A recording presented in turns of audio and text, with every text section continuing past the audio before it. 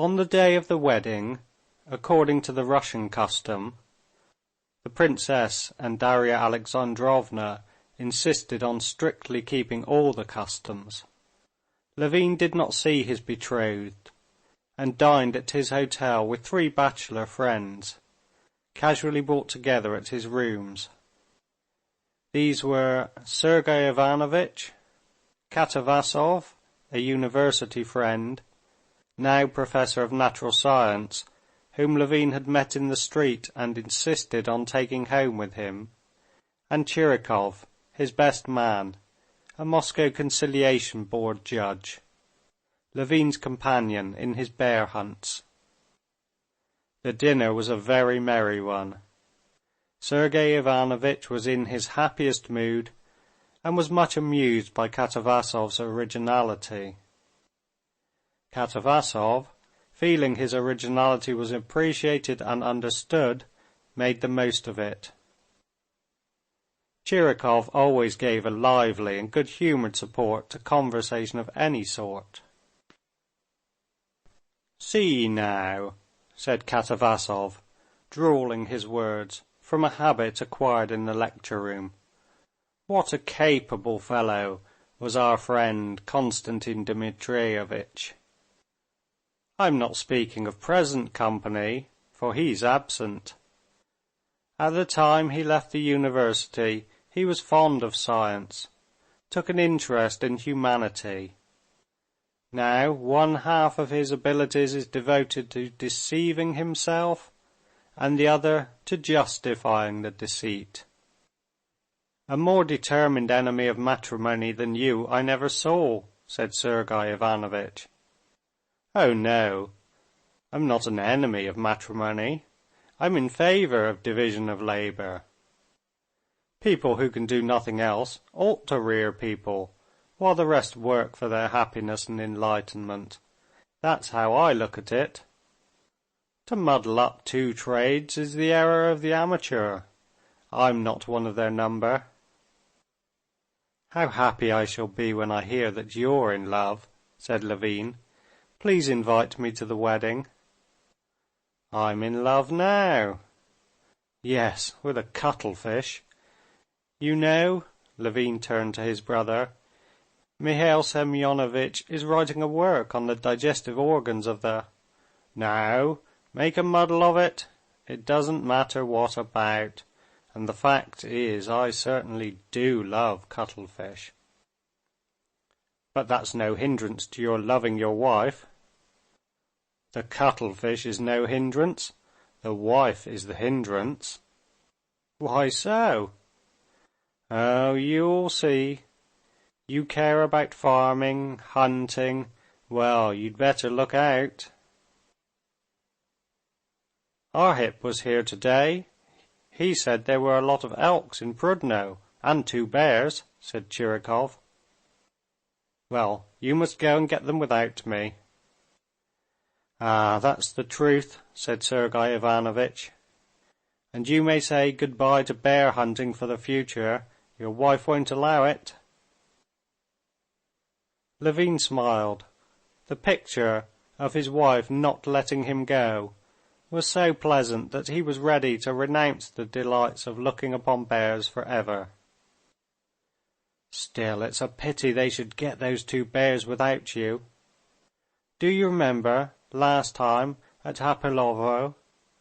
That was a delightful hunt," said Chirikov. Levin had not the heart to disillusion him of the notion that there could be something delightful apart from her, and so said nothing. "There's some sense in this custom of saying good-bye to bachelor life," said Sergey Ivanovitch. "However happy you may be, you must regret your freedom, and confess there's a feeling that you want to jump out of the window, like Gogol's bridegroom." "Of course there is, but it isn't confessed," said Katavasov, and he broke into loud laughter. "Oh well, the window's open. Let's start off this instant to Tver. There's a big she-bear. One can go right up to the lair. Seriously, let's go by the 5 o'clock. And here, let them do what they like," said Tchirikov, smiling. "Well now, on my honour," said Levin, smiling, "I can't find in my heart that feeling of regret for my freedom."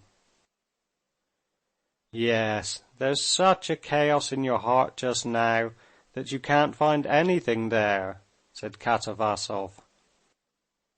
"Wait a bit. When you set it to rights a little, you'll find it." "No, if so, I should have felt a little, apart from my feeling," he could not say love before them, "and happiness, a certain regret at losing my freedom. On the contrary, I am glad at the very loss of my freedom." "Awful! It's a hopeless case," said Katavasov. "Well, let's drink to his recovery, or wish that 100th part of his dreams may be realized, and that would be happiness such as never has been seen on earth." Soon after dinner the guests went away to be in time to be dressed for the wedding. When he was left alone, and recalled the conversation of these bachelor friends, Levin asked himself, had he in his heart that regret for his freedom of which they had spoken? He smiled at the question. Freedom. What is freedom for? Happiness is only in loving and wishing her wishes, thinking her thoughts. That is to say, not freedom at all. That's happiness. But do I know her ideas, her wishes, her feelings? Some voice suddenly whispered to him.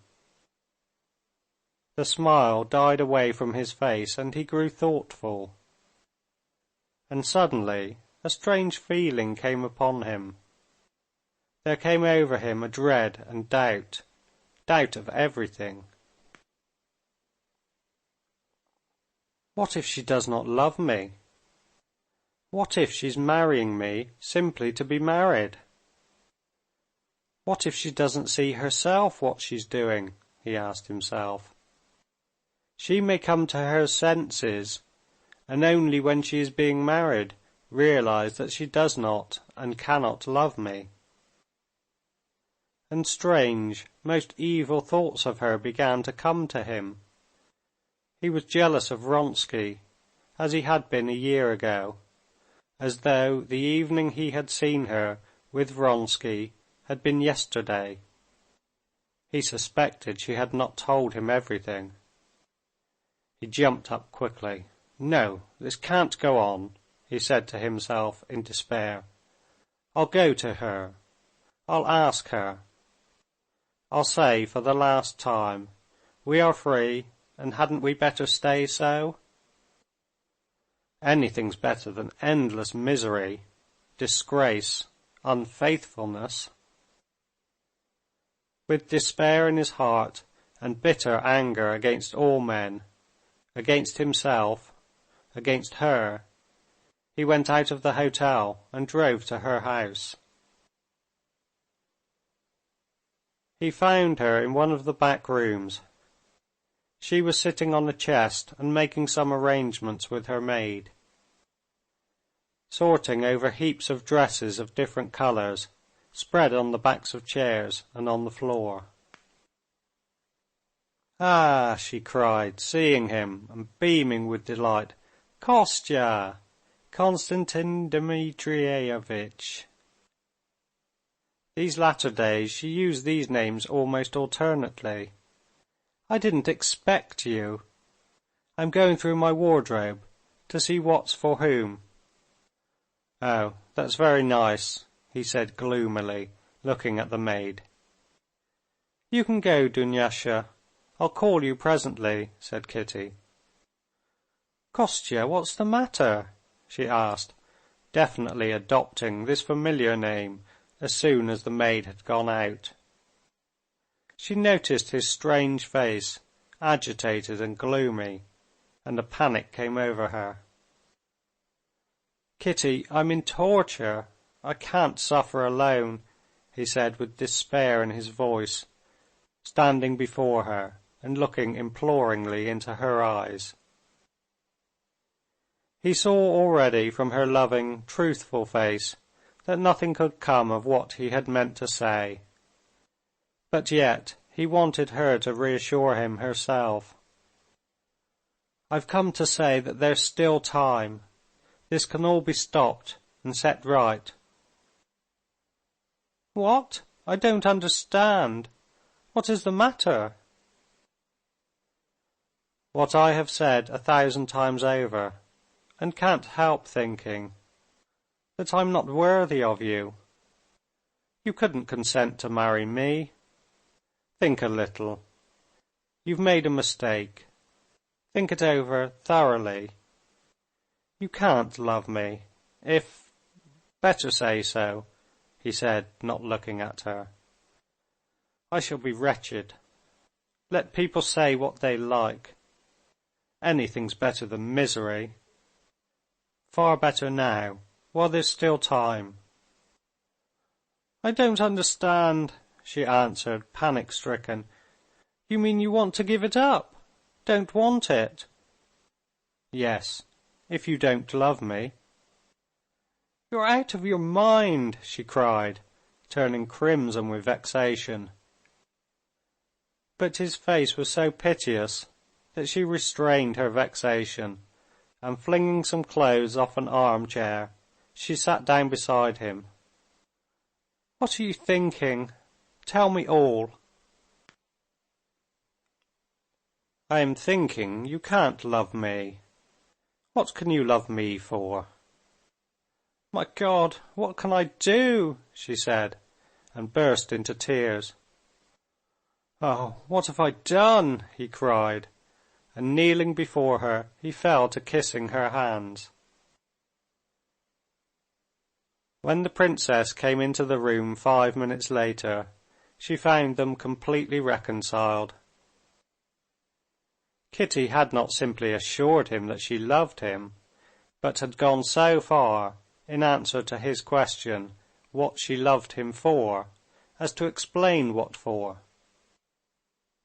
She told him that she loved him because she understood him completely, because she knew what he would like, and because everything he liked was good. And this seemed to him perfectly clear. When the princess came to them, they were sitting side by side on the chest, sorting the dresses, and disputing over Kitty's wanting to give Dunyasha the brown dress she had been wearing when Levin proposed to her, while he insisted that that dress must never be given away, but Dunyasha must have the blue one. "How is it you don't see? She's a brunette, and it won't suit her. I've worked it all out." Hearing why he had come, the princess was half humorously, half seriously angry with him, and sent him home to dress, and not to hinder Kitty's hairdressing, as Charles the hairdresser was just coming. "As it is, she's been eating nothing lately, and is losing her looks, and then you must come and upset her with your nonsense," she said to him. "Get along with you, my dear." Levin, guilty and shamefaced, but pacified, went back to his hotel. His brother, Darya Alexandrovna, and Stepan Arkadyevitch, all in full dress, were waiting for him to bless him with the holy picture. There was no time to lose.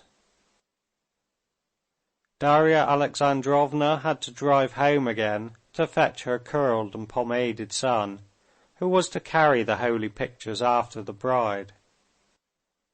Then a carriage had to be sent for the best man, and another that would take Sergey Ivanovitch away would have to be sent back. Altogether there were a great many most complicated matters to be considered and arranged. One thing was unmistakable, that there must be no delay, as it was already 6:30. Nothing special happened at the ceremony of benediction with the holy picture. Stepan Arkadyevitch stood in a comically solemn pose beside his wife, took the holy picture, and telling Levin to bow down to the ground, he blessed him with his kindly, ironical smile, and kissed him 3 times. Darya Alexandrovna did the same, and immediately was in a hurry to get off, and again plunged into the intricate question of the destinations of the various carriages. "Come, I'll tell you how we'll manage. You drive in our carriage to fetch him, and Sergey Ivanovitch, if he'll be so good, will drive there and then send his carriage." "Of course, I should be delighted." "We'll come on directly with him. Are your things sent off?" said Stepan Arkadyevitch. "Yes," answered Levin, and he told Kuzma to put out his clothes for him to dress. Chapter 2